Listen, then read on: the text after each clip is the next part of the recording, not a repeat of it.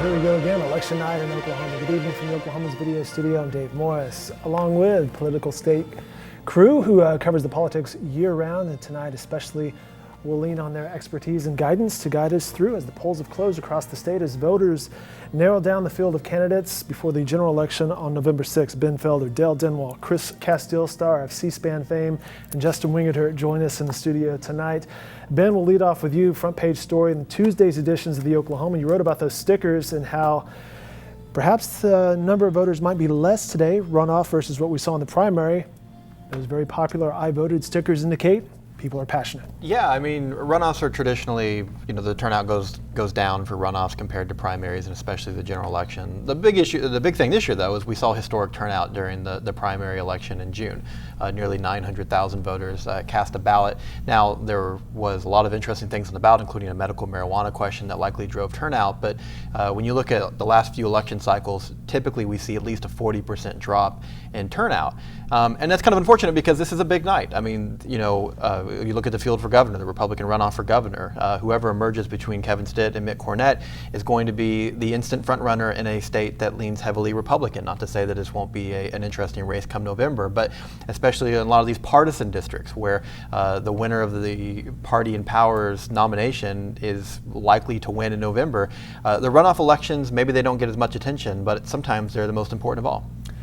As I mentioned, Mr. C-SPAN himself, Chris Castile, joins us, and as you teed up there, the gubernatorial on the GOP side, that was one of the reasons C-SPAN wanted to speak with you this morning, is among the state races nationwide, Oklahoma's race for governor is one of the key races we'll be following throughout tonight.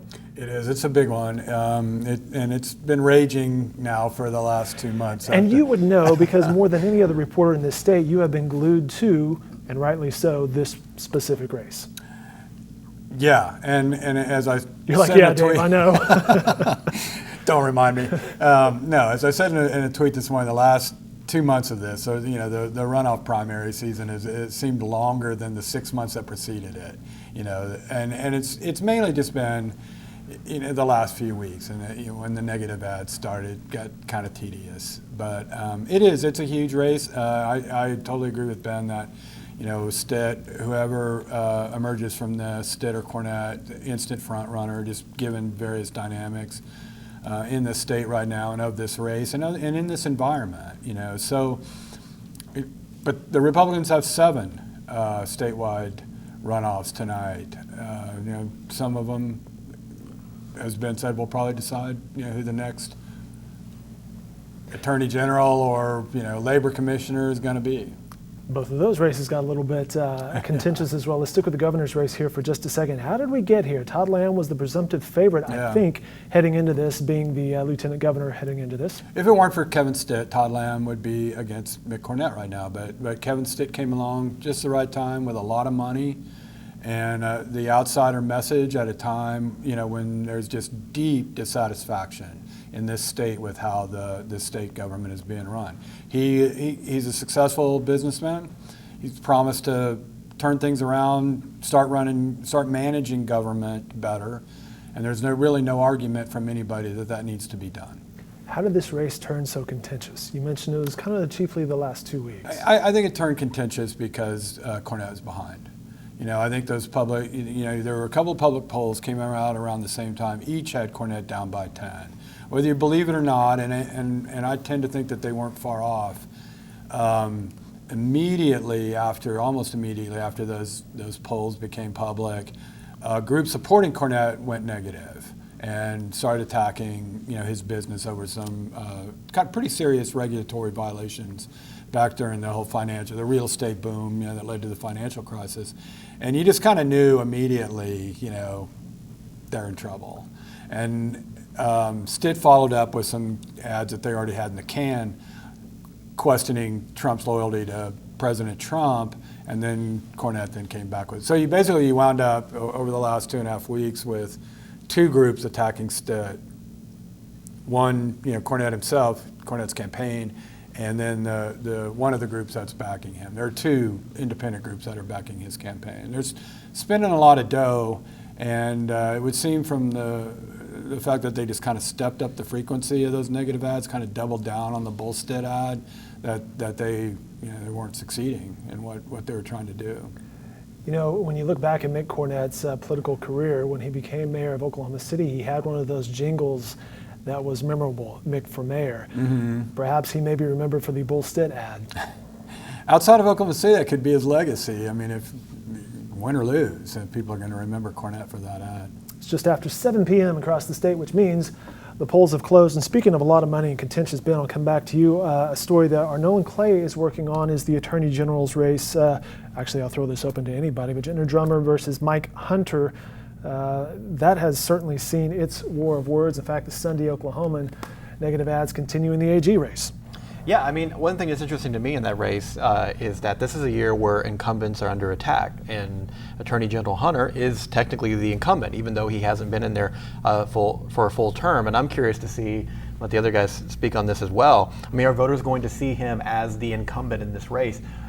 Taking the seat after Scott Pruitt went to head the EPA for Trump, or he's is in the seat. Or I mean, he's in the seat, or is he so much of a newcomer?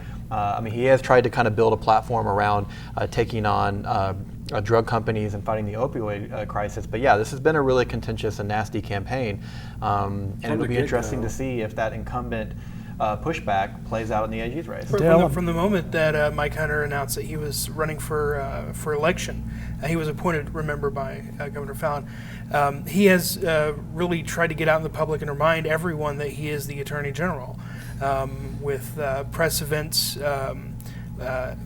news releases at least every week. It's talking a about nonstop something barrage of yes. press releases from his office, sure. That's from his official office. Don't forget that. From the attorney, it seems like every little thing he does, he has to send out a news release, and I think that was the challenge going in because he didn't have a lot of time to be the Attorney General, and so he had to basically hit the ground running and hit really hard on the things that he is taking on, namely the opioid lawsuit. Yeah. And there's not too many of these incumbents for statewide races. You have that. You have the state superintendent of public instruction. I think that's a little bit of a different situation given the climate in education right now. But for the most part, these are open seats. This is one of the few where there actually is an incumbent on the ballot. I believe your story tomorrow, Dale, 10 incumbent lawmakers in a primary runoff election. That's right. We've already lost 5 that we know of from the primary election. They were voted out of office. There are 10 more who didn't make that 50% threshold and are still running for their seat tonight. All Republicans. A lot of them voted for the teacher pay raise, but against the tax hike that would have paid for it. A lot of people are looking at these races because these mostly are lawmakers who are sort of more conservative fiscally and didn't go with the rest of the GOP in the state house when they decided to raise taxes. Justin, we'll turn it over to you. You're covering the congressional side of things and 5 runoffs there. Yeah, obviously Democrats hope to retake the House in November. That starts with tonight. It starts with things like this, these runoff elections, where Democrats choose their nominee to go forward into challenging a lot of incumbent Republicans here in Oklahoma. So we'll see who the Democrats go with. They obviously need strong candidates if they're going to compete in November at any congressional seat here in Oklahoma. One of the bigger races, I guess, there would be 5th congressional race. Yeah, clearly the one we've been focusing on most because it is the least conservative of the 5 districts. Pretty considerable amount of Democratic support there. It's still a likely Republican seat, but Democrats can compete here if they have a strong candidate.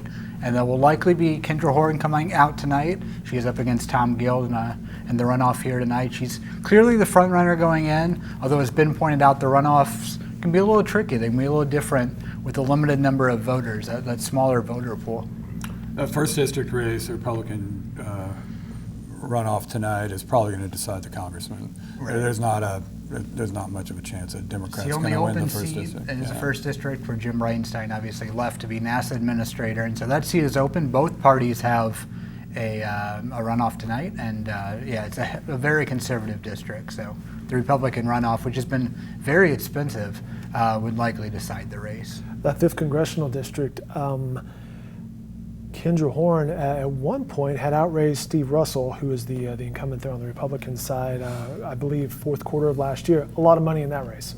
Yeah, Russell's caught up a little bit, but Horn has been pretty impressive as a first-time candidate coming in here and raising big amounts of money. And she's up against, if she wins tonight, she'll be up against Russell, who's someone who does not do particularly well in fundraising. And so she can compete there. Russell doesn't have great name recognition either. It could be a competitive race in November. If there is a blue wave nationwide, it could come to the 5th district as well. I come back to you, Chris, in your C-SPAN interview this morning, because that's one of the things they asked you and you talked about was that specific race, that Russell really doesn't have any scandal or any negative throughout his political career, and that could be a race that would be something to watch. Yeah, it'd be interesting to see how they run against Russell. I mean, it's not like there's some like he's got some deep problems with the electorate here or something. He's probably, as Justin said, he may not be that well known to the electorate. And as I said, I mean, I think it's a district that's trending bluer. Whether it's blue yet, even in a president's first midterms when you're most likely to pick up seats, and Democrats will pick up a ton of seats nationally this fall. Not sure that's going to be one of the districts, but it's going to be one of the most fascinating to watch, because we've been talking about this for years, about Oklahoma City and the younger population coming into here, especially in this area that we're sitting in now, how it's getting a lot more diverse. And it's been Republican forever. At some point, and some of these legislative seats in this town will probably switch. But I don't know. We'll see. That also includes most of Oklahoma County. It also includes Seminole and Pottawatomie County, Shawnee, Seminole, and so I don't know. Those areas are probably pretty pro-Trump, and I don't think there's going to be any Trump protest vote out of Pot County. It seems like a lot of these House districts nationally where Democrats feel like they can be competitive, it's because of maybe support in the suburbs. And a lot of that is the pushback against Trump. And something that we've talked about on Political State quite a bit, Justin, is the idea that Russell is a supporter of Trump, but has not shied away from criticizing the president. Maybe not in a overly direct way with the harshest language, but when he feels like the president's rhetoric has gone overboard when it comes to things like immigration and some other issues, he's spoken up. And so I don't know that, I think that would be interesting. I don't know if you're going to see this big suburban revolt against Russell, come November. I mean, the game will be, as it always is, who can get their base to turn out the most. But I don't see Russell right now as being that controversial of a figure, say, in the Edmond suburbs, where in a lot of these other districts across the nation where Democrats are really trying to compete, you've got a Republican House member who maybe has been a lot more staunchly of a supporter of Trump, and that's turning off a lot of moderate voters who are saying, well, maybe I'll give the Democrat a chance this year. Looking at some of the early returns, there were over 43,000 votes that were cast through mail or absentee. If you're looking for live election results, you can go online to newsok.com. We'll have them for you nice and handy right off the top of the website there. We're pulling that feed from the State Election Board. And the early results with absolutely zero precincts reporting, Cornette leading Stitt by a couple hundred votes there. Yeah, that's absentee. That's all absentee, which is early voting. They actually call early voting absentee as well. By mail and in person absentee.